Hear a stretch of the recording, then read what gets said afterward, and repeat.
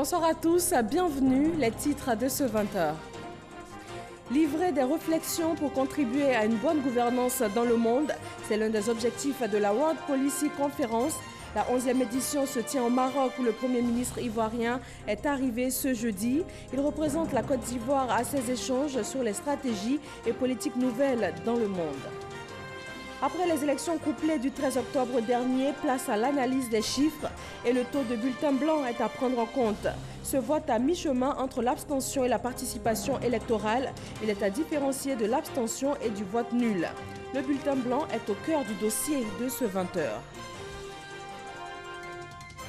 Dans le district d'Abidjan, la gestion des déchets se modernise avec notamment le démarrage des activités du centre d'enfouissement technique le 2 novembre prochain.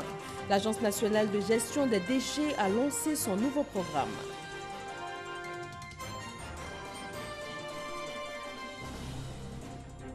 Sahle-Work Zewde est la nouvelle présidente de l'Éthiopie. Les parlementaires l'ont désignée à l'unanimité ce jeudi et c'est la première fois qu'une femme accède à cette fonction honorifique en Éthiopie. Elle est actuellement la seule femme chef d'État en poste sur le continent africain.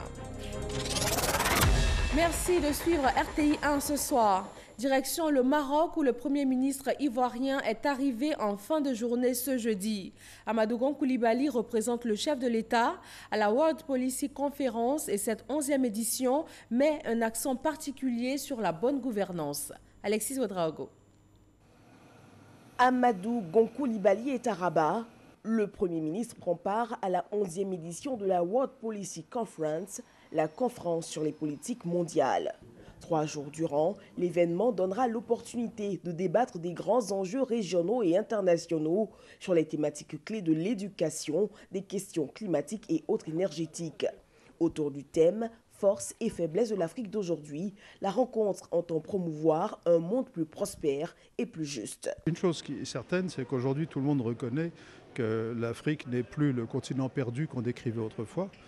C'est un continent qui se développe même parfois d'une manière remarquable. Mais en même temps, l'Afrique, je dirais, est aussi un continent où il y a un certain nombre de problèmes, des problèmes de gouvernance au sens large. Donc les pays comme la Côte d'Ivoire qui cherchent à manifester leur capacité de bonne gouvernance, leur capacité de développement économique, c'est très important. Le chef du gouvernement devra, lors de la cérémonie d'ouverture ce vendredi, partager la vision du chef de l'État, Alassane Ouattara. La conférence réunit quelques 250 personnalités de haut niveau issues d'une quarantaine de pays. Sur le sol ivoirien, l'école militaire préparatoire technique de Bangerville, EMPT, voit ses capacités renforcées en termes de matériel, notamment pour améliorer les conditions de restauration des personnels civils et militaires et aussi des enfants de troupes. Abou Sanogo. C'est visiblement très heureux que les enfants de troupes de l'école militaire préparatoire technique de Bangerville ont accueilli le ministre d'État, ministre de la Défense Ahmed Bakayoko au sein de leur établissement. Une visite marquée par la remise de matériel de restauration pour la modernisation du cadre nourricier de cette école. Ce sont au total des ensembles lave-vaisselle à traction panier, 8 chariots de rangement de plateaux et 1000 couverts et ustensiles pour améliorer les conditions de restauration des personnels civils et militaires de l'école militaire préparatoire technique ainsi que des enfants de troupes. Ce matériel de restauration que l'UMPT reçoit vient à point nommé, car la vétusté du matériel d'alors était une préoccupation pour tous, quand on sait que l'importance et la renommée de cette prestigieuse école dans le système éducatif de notre pays. Ainsi, voir ces enfants de troupes manger dans des conditions peu réduisantes nous accablait. Le ministre d'État, ministre de la Défense Ahmed Bakayoko a invité les enfants de troupes au travail et à prendre soin du matériel reçu. Dans le cadre de notre politique de redonner vie à notre grande institution dans le sens de l'amélioration des conditions de vie, qu'il fallait faire quelque chose pour l'UMPT. Et ce n'est qu'un début. Nous avons promis de travailler à réhabiliter tous les bâtiments pour que vous-même soyez très fiers de vivre dans ces conditions-là. Nous ferons tout pour améliorer les autres conditions qui nécessitent des travaux et que nos enfants de troupes vivent dans les meilleures conditions et aient une meilleure santé pour l'avenir des armées de Côte d'Ivoire. Dorénavant, les enfants de troupes se restaureront dans des conditions d'hygiène optimales et n'auront plus à transporter 3 fois quotidiennement leur couvert de chambre au réfectoire, à conserver dans leur placard, verres, cuillères et assiettes dans des conditions de salubrité inadéquates et à renouveler à maintes reprises leur couvert au cours de l'année scolaire. En Côte d'Ivoire, les logements sociaux ne doivent plus excéder 12 millions de francs CFA et le coût maximum pour les logements économiques est de 20 millions. Pour ce faire, un projet de loi a été adopté aujourd'hui par la Commission des affaires économiques de l'Assemblée nationale. Il doit permettre aux promoteurs immobiliers de bénéficier d'une exonération de 50% d'impôts sur les bénéfices. Kolotour Koulibaly. L'État veut accélérer la mise en œuvre de sa politique d'accès au logement. Selon le commissaire du gouvernement, les promoteurs immobiliers vont bénéficier d'une exonération de 50% d'impôts sur les bénéfices. Un montant de 23 millions qui est fixé pour le logement économique pour pouvoir bénéficier de certaines facilités fiscales et de 12 500 000 francs pour les logements sociaux. L'idée à la base, donc, c'est d'offrir certaines facilités pour que davantage de promoteurs s'engagent sur ce segment du marché de la construction et puis qu'on ait une production suffisante de maisons pour nos concitoyens. Depuis 1998, la taxe sur les documents de transport de marchandises était comprise entre 1 000 francs et 4 000. Selon le document unique de transport instauré en 2015, il passe désormais à 500 francs CFA. Il y a des calculs qui ont été faits directement au moment où on prenait ces tests-là, qui veut nous rapporter dans l'ordre de 800 millions de francs CFA. Mais la vérité, vous savez que l'économie est dynamique. Suivant l'expansion des activités, ça peut rapidement monter et c'est ce que nous espérons, dépasser rapidement le milliard pour renforcer la caisse publique. Ces 2 textes adoptés en commission seront soumis au vote de l'ensemble des députés au cours d'une séance plénière. Intéressons-nous maintenant à la coopération entre la Côte d'Ivoire et le Canada. La gouverneure générale canadienne arrive demain pour une visite officielle sur le sol ivoirien. À 24 heures de sa venue, Moussa Konaté et Michel Digré nous proposent un point des relations diplomatiques, économiques et commerciales entre les 2 pays. La Côte d'Ivoire et le Canada ont établi des liens diplomatiques en 1962, 2 ans après l'indépendance de la Côte d'Ivoire. Depuis cette date, les relations bilatérales entre les 2 pays n'ont cessé de se renforcer. Un rapprochement politique et diplomatique matérialisé par de nombreux accords de coopération. Au niveau économique et commercial, de bons points sont à noter. La Côte d'Ivoire est aujourd'hui le 5e partenaire commercial du Canada parmi les pays de l'Afrique subsaharienne. Le montant des échanges commerciaux entre les 2 pays a connu son plus haut taux en 2013 avec un montant de 224 262 milliards de francs CFA. Les échanges globaux en 2017 se sont élevés à 130 079 milliards contre 158 325 milliards de francs CFA en 2016. En perspective, de nombreuses actions sont envisagées pour renforcer la coopération ivoiro-canadienne. Au nombre des projets, on peut citer entre autres le retour en Côte d'Ivoire du service Visa Côte d'Ivoire-Canada délocalisé au Sénégal, l'ouverture d'une liaison aérienne directe Abidjan-Montréal, le renforcement de la coopération culturelle à travers l'accroissement des bourses d'études universitaires et de formation professionnelle. Des actions en vue qui pourraient être à l'ordre du jour de la visite en Côte d'Ivoire de la gouverneure générale du Canada, Julie Payette. Depuis le 2 octobre 2017, Julie Payette est gouverneure générale du Canada. Avec une riche carrière de scientifique, elle a exercé dans plusieurs domaines. Elle a été astronaute avec 2 missions dans l'espace, ingénieure et administratrice de société. Quelle initiative concrète dans les pays africains au profit des personnes retraitées? La question est au cœur du 2e Forum international sur la retraite. Il se tient sur 3 jours dans la capitale économique ivoirienne. Grace Kando. Le retraité est supposé avoir droit à une couverture sociale au moment où il va devoir se retirer de la vie professionnelle pour prendre un repos mérité. C'est l'une des conquêtes sociales les plus importantes du monde du travail. Voici qui justifie la tenue du 2e Forum international sur la retraite autour du thème « Couverture vieillesse, instrument de lutte contre la pauvreté ». C'est un thème important qui nous donne en effet l'occasion de partager nos expériences et bonnes pratiques en matière de couverture vieillesse afin de renforcer l'efficacité de la sécurité sociale au niveau de nos États respectifs dans l'optique de la lutte contre la précarité des personnes du troisième âge. Faible taux de couverture des populations, absence de mécanismes de protection sociale pour les travailleurs, précarité de l'équilibre financier des organismes de prévoyance sociale, des préoccupations qui sont passées au peigne fin. Les retraites en Afrique sont actuellement basées sur un système qui date des années 1960. Or, depuis les années 1960, il y a eu beaucoup de changements, tant au niveau politique, au niveau institutionnel qu'au niveau démographique. Donc, actuellement, il s'agit de voir comment faire en sorte pour que nos retraités ne soient pas des retraités malheureux, mais soient vraiment des personnes qui puissent vivre avec les revenus fruits de leur travail. L'intérêt pour nous est donc d'établir quelles sont les voies et moyens pour pouvoir mettre en place un mécanisme viable au sein de tout l'espace CIPRES en vue de prendre en compte et davantage toutes les populations qui sont laissées à l'écart de la couverture vieillesse. Le deuxième forum international sur la retraite intervient après celui tenu à Yaoundé en juillet 2016, initié par la CIPRES, conférence interafricaine de la prévoyance sociale. De 2011 à 2018, 2 millions d'emplois ont été créés en Côte d'Ivoire et le taux de chômage est passé de 9% en 2012 à 2% aujourd'hui. Ces chiffres créent la polémique.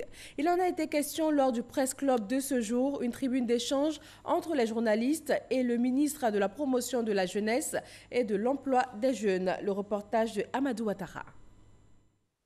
Le Press Club de l'UNJCI est une tribune initiée par l'Union nationale des journalistes de Côte d'Ivoire afin de permettre au pouvoir public et acteurs clés du développement du pays de s'exprimer sur différentes questions liées aux politiques de gouvernance. Pour la seconde fois cette année, ce club presse reçoit un ministre chargé de la promotion de la jeunesse et de l'emploi des jeunes. Le taux de chômage, l'employabilité, tout ça, il y avait beaucoup de flou, il y avait beaucoup de nuages. En tout cas, le ministre a été véritablement à la hauteur et nous a instruits. Après Sidi Temoko Touré, le nouveau ministre de la Promotion de la Jeunesse et de l'Emploi des Jeunes a intervenu sur le thème « Le défi de la promotion des jeunes et de l'emploi en Côte d'Ivoire ». Le taux actuel de 2% de chômeurs, les 2 millions d'emplois créés depuis 2011, les actions du gouvernement relatives à l'emploi des jeunes, des sujets au centre des échanges. 1 million d'emplois dans le secteur donc agricole, 350 000 emplois dans le secteur public et parapublic et un peu plus de 600 000 emplois dans le secteur privé. Voici la structuration des 2 millions d'emplois qui ont été créés. Le président de la République et le Premier ministre nous ont instruits à l'effet de prendre toutes les mesures nécessaires pour amplifier l'important résultat positif qui a été déjà obtenu. Nous organiserons les états généraux de la jeunesse qui verra la participation des jeunes, mais surtout de nos partenaires techniques et financiers, Banque mondiale, AFD, qui ont donné leur accord pour nous accompagner. Pour les élus, hommes politiques et journalistes, l'initiative est à saluer et à encourager. Tous disent être édifiés par les propos du ministre. Nous avons vu un ministre qui maîtrise parfaitement son dossier, un ministre qui a pour, je dirais, objectif et ambition de voir tous les jeunes de la Côte d'Ivoire sortir de la précarité. Le ministre a assuré et il nous a vraiment émerveillés et sur tous les projets portant création d'emplois en Côte d'Ivoire. J'ai été très édifiée moi-même, donc je suis outillée à mieux passer l'information, la vraie, à la population ivoirienne. En ce qui concerne les perspectives d'avenir, l'accent sera mis sur les formations de courte durée. 39 000 personnes vont bénéficier du projet Agir pour les jeunes. 98 000 nouveaux emplois décents seront créés sur les 2 prochaines années. Après les dernières élections régionales et municipales ivoiriennes, l'heure est à l'analyse des chiffres. 16 313 bulletins blancs pour les municipales et plus de 36 000 pour les régionales. Un choix d'électeurs qui ont préféré ne voter pour aucun candidat, mais qui ont tout de même porté leur bulletin à l'urne. Le vote blanc est donc à différencier de l'abstention. Comment doit-on l'interpréter? Quel message l'électeur veut faire passer en votant blanc? Autant de questions dont les réponses se trouvent dans le dossier politique de ce jeudi. Il est signé Sidonie Davila.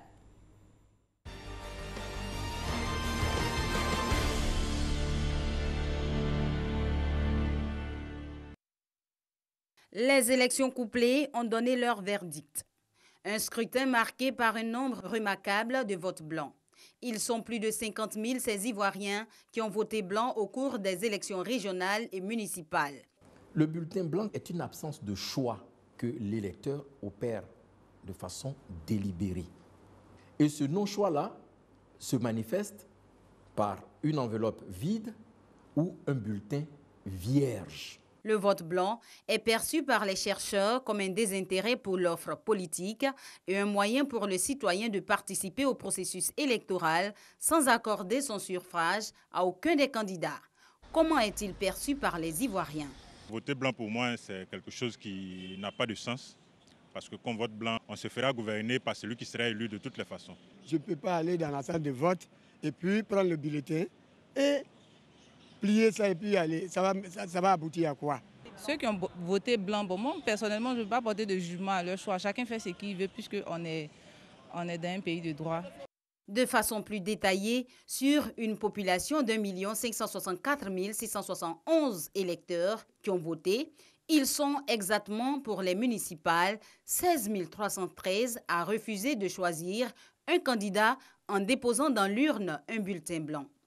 Pour les régionales, le nombre de votes blancs s'élève à 36 930 sur 2 038 466 électeurs. Le bulletin blanc, c'est donc le non-choix opéré par l'électeur. Il peut le faire pour passer un message. En fait, il ne profite à personne. C'est une forme d'interpellation et d'alerte pour l'homme politique, pour le président de la région, pour le maire de la commune. C'est une manière de dire, j'ai participé au vote, mais j'ai refusé de choisir parce qu'il y avait une perturbation dans le discours politique que je n'ai pas compris.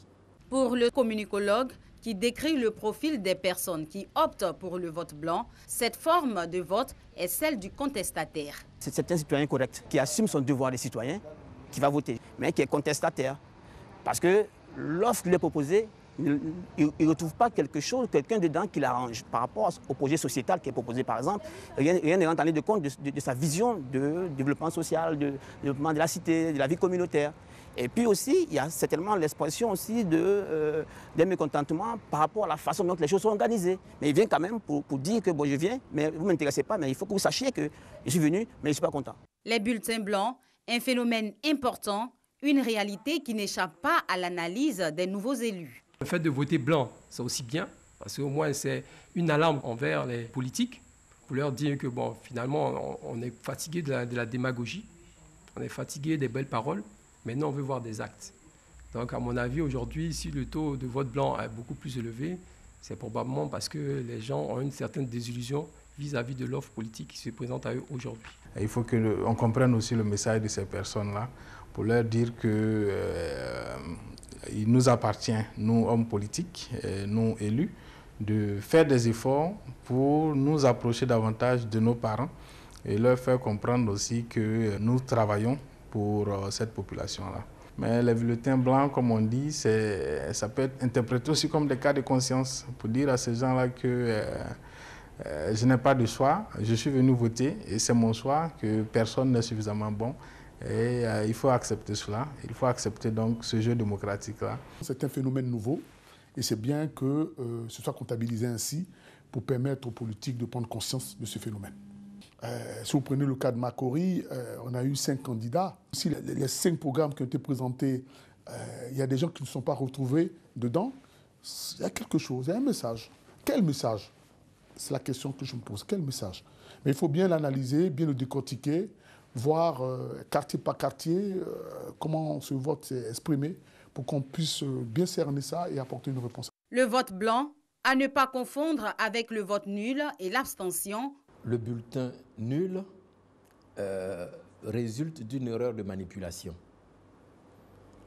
Il se distingue par un signe, une annotation, une inscription sur le bulletin, invalidant donc du coup ce vote-là. Le bulletin blanc, quant à lui, est une absence de choix. En tout état de cause, qu'il s'agisse d'un bulletin nul ou d'un bulletin blanc, l'électeur, dans ces 2 cas, se déplace sur le lieu de vote, procède au vote Mais par ignorance, par méconnaissance du mécanisme, le bulletin est annulé ou par la volonté d'un non-choix. Un troisième niveau, c'est l'abstentionnisme. Il y a des électeurs qui décident volontairement, en toute âme et conscience, de ne pas se rendre sur le lieu de vote et donc ne participent donc pas au scrutin qui a lieu. Les régions qui réalisent un score élevé de vote blanc pour les municipales et les régionales sont celles du Poro, du Gbeke et du Tonkwi. Le district autonome d'Abidjan a également enregistré un nombre important de bulletins blancs lors des municipales, 2435 voix. L'innovation pour cette année, c'est que le vote blanc est reconnu, calculé et comptabilisé dans les suffrages exprimés, ce qui n'était pas le cas lors des élections précédentes. Ces élections couplées n'ont pas été marquées que par des bulletins blancs. Les Ivoiriens ont bien choisi leurs maires et conseillers régionaux. Et parmi ces nouveaux élus, on compte des indépendants. Ils sont une vingtaine à rejoindre le RHDP. Herman Guivet. Ils sont 25 maires élus sous la bannière indépendante et un pour le conseil régional à rejoindre les rangs du RHDP. Intégrer la grande famille du RHDP, c'est un peu une garantie de pouvoir faire des choses intéressantes pour nos différentes populations. Je pense que le RHDP unifié est le mieux placé pour le développement de notre ville. Nous savons que le boulot il est énorme et l'endroit où on peut avoir la solution, c'est ici, dans la famille RHDP. C'est un sentiment de joie, de satisfaction, de en tout cas, pouvoir revenir en famille. Un choix, disent-ils, opéré sans aucune contrainte, sans aucune pesanteur sonnante et trébuchante, en toute sincérité. Je tiens à préciser de façon solennelle, au nom de tous mes collègues élus, que notre adhésion au RHDP est libre et sincère. Notre engagement au sein du RHDP unifié sera total et sans calcul. Au soir du 13 octobre 2018, le RHDP a enregistré 92 maires et 18 présidents de région sous sa bannière. Avec les différents mouvements opérés par les indépendants, le chiffre de 92 passe à 136 pour le RHDP sur les 232 élus locaux et une autre vague est même annoncée. Ce mouvement connaît un engouement réel parce qu'au-delà de la trentaine, certains à l'intérieur du pays et d'autres ayant déjà pris la décision attendent d'informer leurs équipes et se préparent à rejoindre définitivement la grande famille du RHDP. Des maires élus indépendants, mais désormais RHDP qui attendent de bénéficier d'un soutien important de leur famille politique afin de donner satisfaction aux attentes de leurs électeurs. Le parti, lui, leur ouvre grand les bras et se réjouit de cette perspective. C'est vrai qu'aujourd'hui, nous avons donc ici et là quelques sons discordants. Mais l'acte que vous venez de poser et l'acte qui sera posé par d'autres achèvera de convaincre tout le monde de la grande volonté et de la détermination de toutes les Ivoiriennes et de tous les Ivoiriens d'aller à la consolidation de la paix que nous avons retrouvée, d'aller vers un seul but, le développement donc, de notre pays. Alors pour tous les maires et tous les conseils régionaux donc, de Côte d'Ivoire, c'est évident que le gouvernement aura une oreille donc, attentive dans les deux sens. Action du gouvernement vers vous, mais aussi remonter des préoccupations donc des populations vers le gouvernement. Et ça aussi, c'est le rôle donc, des élus locaux. Bientôt, le président de la République aura l'occasion de recevoir l'ensemble donc, des élus donc, RHDP. Des mouvements qui, pour les cadres du RHDP, sonnent la consolidation de l'action de rassemblement des fils de Fouette-Boigny. Aujourd'hui, 25 octobre, c'est la journée mondiale sans papier, une date symbolique pour la préservation de l'environnement. Et dans le district d'Abidjan, la protection de l'environnement est d'actualité avec la gestion moderne des déchets. L'Agence nationale de gestion des déchets lance son tout nouveau programme. Il comprend le démarrage effectif des activités du centre d'enfouissement technique. Grâce Kando. Le compte à rebours est lancé. Dans 9 jours, les nouvelles prestations de propriété dans le district d'Abidjan vont démarrer, suivies de l'ouverture officielle du centre d'enfouissement technique dans la sous-préfecture de Songon, à une cinquantaine de kilomètres d'Abidjan. Ce matin, 25 octobre 2018, c'est avec plaisir que je vous reçois pour vous annoncer le démarrage effectif des prestations de propreté dans le district autonome d'Abidjan. Ces opérations s'effectueront à compter du vendredi 2 novembre 2018 à minuit. Il est également important de souligner que le démarrage des prestations de propreté coïncidera avec la mise en service du premier casier du Centre d'enfouissement et de valorisation technique de Kosiouin. Après le démarrage effectif de cette nouvelle politique du gouvernement, qui consiste en une gestion plus moderne des déchets, le processus de fermeture et de réhabilitation de la décharge d'Akwedo sera enclenché. Dans cette perspective, je voudrais inviter la population à développer la culture de la propreté. Que cette culture se traduise en tout temps et en tout lieu par des gestes qui rendent notre cadre de vie propre, des gestes qui ne feront pas de nos villes des poubelles. Que chacun de nous puisse s'approprier cette notion fondamentale et en faire un principe essentiel dans ses actes quotidiens. La nouvelle gestion des ordures dans le district d'Abidjan se fera aussi avec la mise en circulation de nouveaux équipements.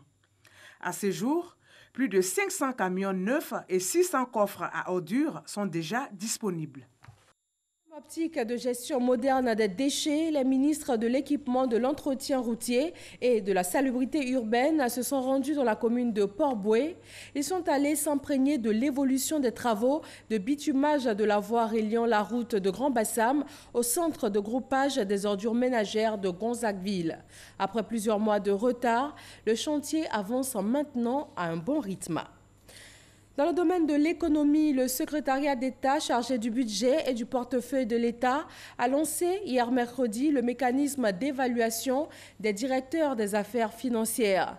Il intervient après l'adoption du principe de l'évaluation en Conseil des ministres le 1er août dernier. Fofana Rosa, Jean-Jacques Ouamé Alla et Cheikh Koné. L'exercice budgétaire 2019 s'annonce sans précédent pour les directeurs des affaires financières DAF des ministères. Pour la simple raison que leur méthode de travail sera désormais évaluée par divers indicateurs portant sur leur capacité à assurer de manière efficace et efficiente la dépense publique. L'évaluation de la performance des DAF dans leur rôle d'ordonnateur délégué sera réalisée sur la base de 13 critères repartis suivant 4 axes.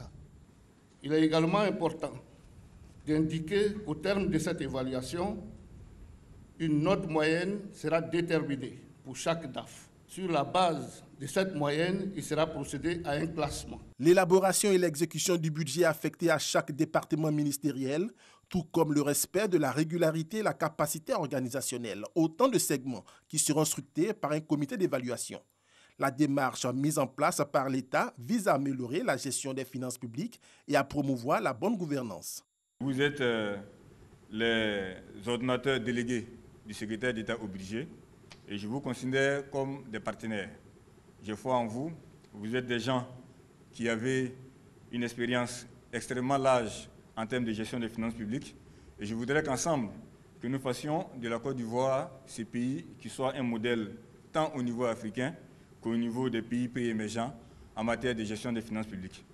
À l'issue du processus d'évaluation, les 3 meilleurs DAF des ministères seront primés.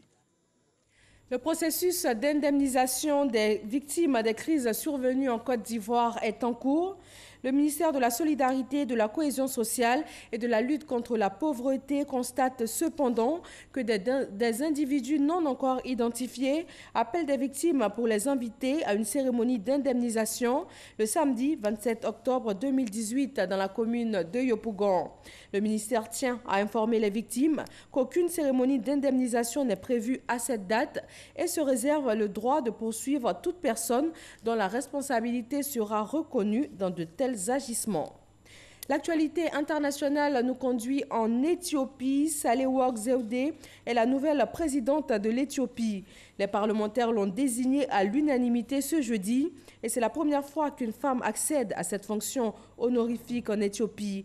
Elle est actuellement la seule femme chef d'État en poste sur le continent africain. Merci de votre attention. C'est tout pour ce soir. Très bonne fin de soirée à tous sur RTI 1.